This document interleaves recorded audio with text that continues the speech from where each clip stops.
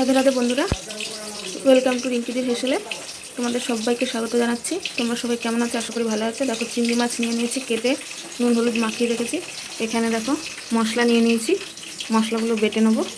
আর এখানে দেখো আলু কেটে রেখেছি। আজকে চিংড়ি মাছ দিয়ে তোমাদের একটা রেসিপি করে দেখাবো, চলো সাথে থাকো। দেখো, মশলার মধ্যে আমি আদা রসুন কাঁচা লঙ্কা দিয়ে দিয়েছি, দিয়ে দিলাম একটু মগজ, আর তিন চারটে এই যে 4-5টা পরিমাণ কাজু দিয়ে দেবো, পেঁয়াজ কুচি,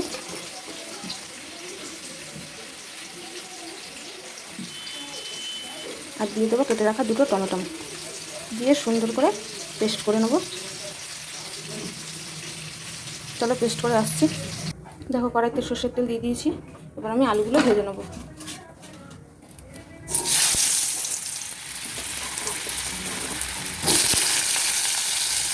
ভেজে তুলে নেব।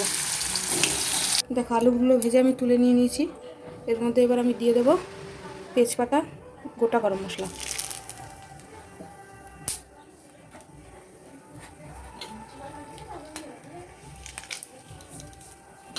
এবার দিয়ে দেবো কুচনো পেঁয়াজ,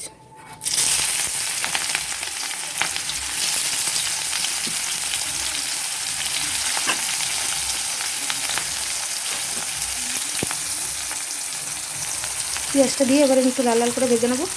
দেখো, হলুদ দিয়ে দিয়েছি, এবার লবণ দিয়ে দেবো। দেখো, পেঁয়াজটা ভাজা ভাজা হয়ে গেছে। এবার আমি দিয়ে দেবো লাল লঙ্কার গুঁড়ো,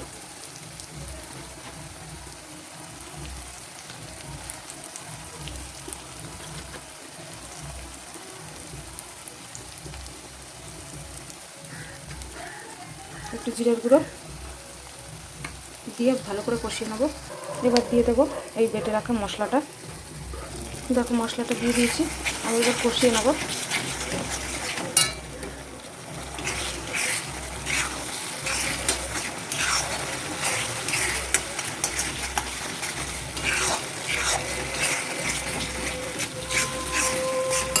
দিয়ে দেবো মশলার বাটি দিয়ে রাখা জলটা, দিয়ে ভালো করে কষিয়ে নিয়ে আসছি।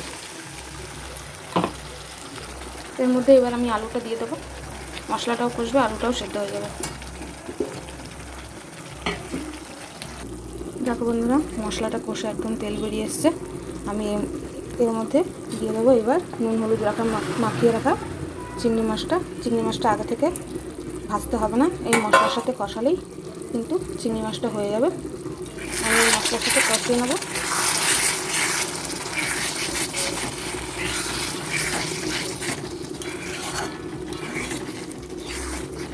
আমি খানিকক্ষণ কষিয়ে নেবো। দেখো, আমার কষানো হয়ে গেছে। এখন আমি সামান্য একটু জল দিয়ে দেবো, আলুটা যাতে পুরোপুরি সেদ্ধ হয়ে যায়। দেখো, সামান্য পরিমাণ জল দিয়ে দিয়েছি, এটা একটু টানলে ফিরে আসছি। দেখো, আমার তরকারিটা হয়ে গেছে। আমি একটু গরম মশলা দিয়ে নামিয়ে নেবো।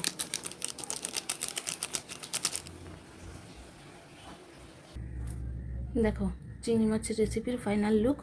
তোমরাও এইভাবে করে খাও, আর খেয়ে আমাকে কমেন্ট করে জানাও কেমন হয়েছে। ভালো লাগলে চ্যানেলটিকে সাবস্ক্রাইব করে দেবে, আর যারা ফেসবুকে দেখছো চ্যানেলটিকে ফলো করে দেবে। রাধে রাধে বন্ধুরা।